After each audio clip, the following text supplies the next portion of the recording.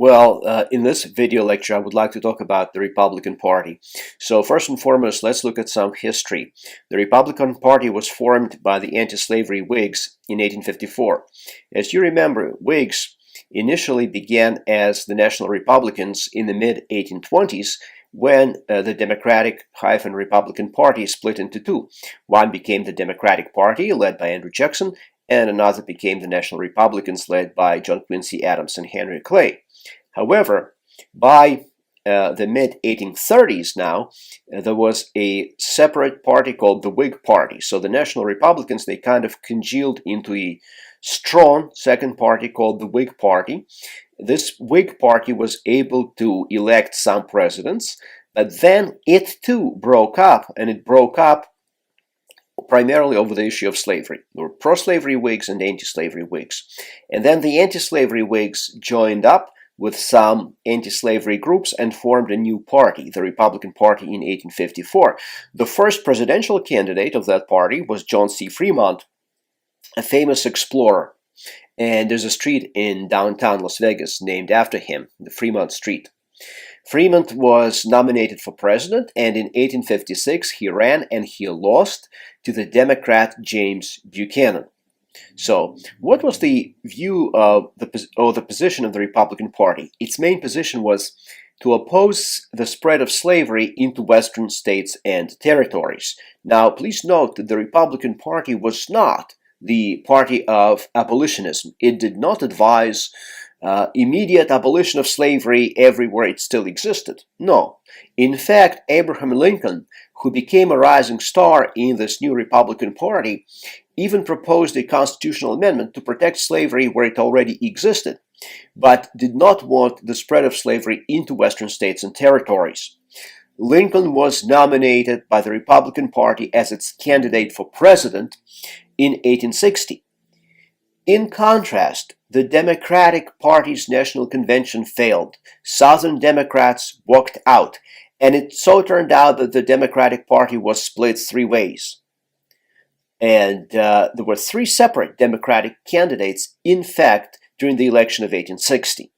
John C. Breckinridge, representing the Deep South, a strong pro-slavery wing of the party. And then there was also John Bell and Stephen Douglas. Stephen Douglas and John Bell strongly contested the border states like Missouri, Kentucky, and northern states like New Jersey and Tennessee. And in Tennessee, the pro-union sentiment was strong. However, it just so happened that due to the split within the Democratic Party, Lincoln had a fairly easy time winning this election, and technically speaking, he didn't even campaign. Can you imagine today a candidate for president not campaigning and winning? It's unimaginable. But Lincoln merely said, "My position is clear," and refused to actively campaign. So he still won because his opposition could not just congeal, could not settle onto one candidate. Lincoln won just 40% of the popular vote, but that was enough to win 60% of the Electoral College vote. So that's why the Republican Party today is sometimes called the Party of Lincoln, because he was that party's first president. I think you can identify at least four distinct wings, or parts of the Republican Party today. First is the Wall Street / Chamber of Commerce wing of the party. These are traditional budget hawks, wealthy business types part of the party. So Republicans have always may be an overstatement, but since the late 19th century, Republicans have been strongly identified with big banks and big businesses, at least since the candidacy of William McKinley in 1896.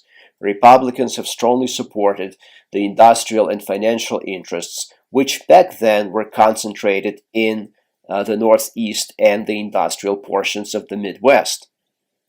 And this kind of pattern continues to the present day. So this part of the party is the oldest part of the party. And of course, very important part of the party, because what it provides is focus and money and political experience, political skill, deep understanding of domestic and global economy. Second, there's a hawkish slash aggressive slash special purpose foreign policy wing of the party. Since the 1950s, Republicans have been strong on foreign policy. Specifically, this meant passionate, vehement opposition to any expression of communism anywhere in the world, and resistance to any spread of communism anywhere in the world. After the fall of communism in the late 80s, early 90s, the Republicans began to seek new ways to be active in foreign policy, and many of them found their home in the neoconservative movement, which counseled the spread of America's values of individual freedom and democracy by force, if necessary, into the regions of the world where individual freedom and democracy had not quite taken root. So hence you get wars in Afghanistan and especially in Iraq in the 2000s. The desire to spread Western values, and particularly American values, and increase America's power so that the world would be managed in a more predictable way and in a way that would be favorable to the United States. Then there are also religious and social conservatives. This part is very important because of the sheer numbers that it provides, and also because of the passion, the sheer passion they bring to the table. Religious and social conservatives became important in Republican politics only in the 1970s, and particularly after the Supreme Court made its decision in Roe v. Wade, which legalized abortion everywhere in the country. Prior to the 1970s, their pastors would tell evangelical Christians, you know what, the world is evil and selfish, and what is probably the most evil and selfish part of the world? It's politics. Stay out of politics. Don't dirty your hands. Don't expose your souls to the underhanded and occasionally evil business of politics. So stay out of it. However, once abortion became legal everywhere in the country, it became very hard to ignore politics because religious and social conservatives that were concentrated in large numbers in southern states and in the Tornado Alley states like Kansas, North and South Dakota, they said, aha, our state governments have lost control over issues like abortion. So that means if we want to save the lives of the unborn, we better get involved in national politics. And so the pastors begin to change their tune. Religious and social conservatives become active. And over the next 2 decades, in the 80s and 90s, they take over many local and state Republican Party organizations. So their activism and their successes, particularly at the state and local level, make them even more attractive to the National Republican Party and drive the National Republican Party to embrace them more and more. Finally, there are nativists, and this is even a younger portion of the Republican Party. Now, what do I mean here? I mean that before the 2000s, nativists were not a very important component of the Republican coalition. Nativism has existed for the United States almost as long as the United States itself has existed. I want to explain what this means. Nativism is all about the superiority, the alleged superiority or the alleged desirability of natives and their culture, their language. So today, nativists would say what our social life should be about is about our music, our neighborhoods, our friends, our movies, our language. And not all these foreigners with funny accents and funny manners and funny customs coming in and then trying to tell us how to live. We want to live the way that we have lived, the way that our parents have lived, based on our culture and our language. Nativism, as I said, has very, very deep roots. In the 19th century, the Know Nothing Party was very important, and for a while they opposed immigration, and they opposed Catholicism. The Ku Klux Klan in the 19th and 20th century was deeply opposed and fearful of Catholic immigration into the United States because it viewed Protestantism as one of the foundations of the country and Catholicism as a totalitarian ideology that would undermine it. So the hostility was not some closed hostility that they were trying to hide. It was very openly expressed. I'll give you an example. In 1928, the Ku Klux Klan had its largest rally on Washington, D.C. 500,000 Klansmen marched. Who did they march against? Against African Americans? Oh no, they were thoroughly confined by segregation laws. They were marching on Washington because they learned that the Democratic Party nominated Catholic Governor of New York Al Smith as its candidate for president, and Klansmen, who were overwhelmingly back then, in the early 20th century, Democrats, because they were predominantly from southern and border states, they just about became apoplectic over it. How could you nominate a Catholic for president of the United States? So those were different times. The way that nativism works today, as I said, it doesn't have quite as vicious a narrative that wants to exclude Catholics, but it kind of comes close when they talk about Muslims. And one of the ways of seeing it is to look at the candidacy of Donald Trump in 2016. Partly what drives him and people who support him, like the conservative talk show host Michael Savage, part of what drives them is that nativism, the desire to, quote unquote, preserve the country's language, culture, and respect for its borders. And that means the exclusion of these foreign elements that are potentially hostile, if not destructive, in their views, once again, to the country's culture, if not ultimately to its existence as we know it. So nativists are fearful and or hostile toward foreign influences. Now, what does this actually mean for the Republican Party? It means that they have to combine these large four wings, or these large four interests, and that's not an easy juggling act to pull off, not at all. Because what Wall Street and Chamber of Commerce wing really want is free trade. They want the flow of goods, services, and money across the globe to the extent possible, because trade increases aggregate wealth. It increases the wealth of the world, but it does not necessarily increase or improve the distribution of wealth. So if a few companies or a few corporations and a few countries become rich, that's what happens. And if you happen to be a loser in this race for the richest, this global race for the richest, so be it.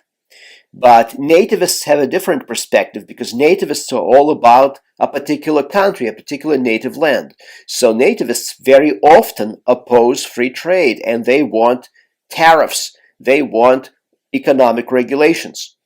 And this is why you hear people like Donald Trump say, China is not playing fair, I'm going to make them play fair. And I'm going to build a wall between the United States and Mexico, says Donald Trump, and Mexico will have to pay for it. And illegal immigrants, however many there are, 11, 12 million, they will have to go back to where they came from, according to Donald Trump. The Wall Street / Chamber of Commerce part of the party wants nothing to do with this, because immigrants, legal or illegal, do what? They add to the labor force of the country. And what happens when you increase the supply of labor? Just as what happens when you increase the supply of everything. Prices fall, so labor costs fall, and that means that profits rise. So you have a significant clash here between nativists and the Wall Street part of the party. And also religious and social conservatives who insist on no abortion under any circumstances, maybe only in cases of rape or incest. So no abortion, they insist that evolution is wrong, or that evolution is just a theory. This makes it hard for Republicans to extend their appeal to other groups, like young women. I told you in a previous lecture, Democrats have a significant advantage with young women. Democrats also have significant advantage with other minorities, for example, sexual minorities, LGBT. In lesbian, gay, bisexual, and transgender community, Democrats have overwhelming support as opposed to Republicans who have very little support. So how can Republicans reach out to young women who want to have the right to an abortion? How can they reach out to the LGBT community? It's virtually impossible because they're so beholden to religious and social conservatives, you see. And in general, Republicans have done a poor job in recent years in appealing to minorities. Even when it comes to Cuban Americans, where Republicans had virtual monopoly before the 20th century, they're losing ground. Before the 20th century, Cuban Americans almost never voted Democratic. If you look at the numbers, they voted maybe 20% Democratic as recently as 2000. So there was almost no relationship between the Democratic Party and Cuban Americans, and it changed significantly since the early 2000s. Today, Republicans have only a slight advantage among Cuban Americans, and they're very deeply behind among other minorities. So African Americans, 90% support Democrats, Jews, 70% support Democrats, Latinos, about 70% support Democrats, other than Cubans, about 70%. So because of these staunch positions that they have with religious and social conservatives and with nativists, who are such an important part of the Republican coalition, it makes it hard for Republicans to extend their appeal to minorities in any significant way. So what does this mean for the future of the Republican Party? We simply do not know. It will all depend on the demographics of the future, and it will all depend on whether a skilled leader appears among the Republicans who can extend their coalition, because this coalition does need extending if they want to be competitive in presidential elections, because the way it is now, the first 2 decades of the 20th century, the way it is now is Democrats start out every presidential election with New York, California, and Illinois in their pocket. And Democrats have to have this advantage. Republicans have to play catch up in order to try to win presidential elections. And it's hard because even these four groups sometimes clash, as I explained. So it's very hard to keep even all four satisfied. And you saw it in the 2016 Republican presidential primaries, where the Republican Party actually ran against itself in a very brutal and very open way. One part of the party, supported by religious conservatives and nativists, ran against the establishment. And what is the establishment? The establishment is primarily this Wall Street Chamber of Commerce part of the party. So you had a party waging a brutal campaign against itself, against another part of the party. Does this mean the party is in trouble?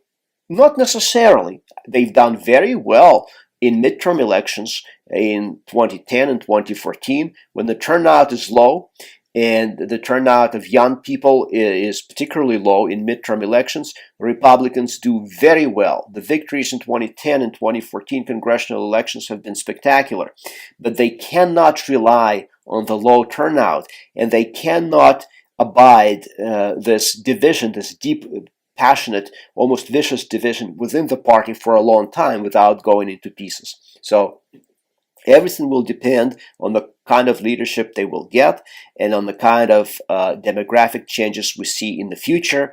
It will be interesting. It's unpredictable, so stay tuned.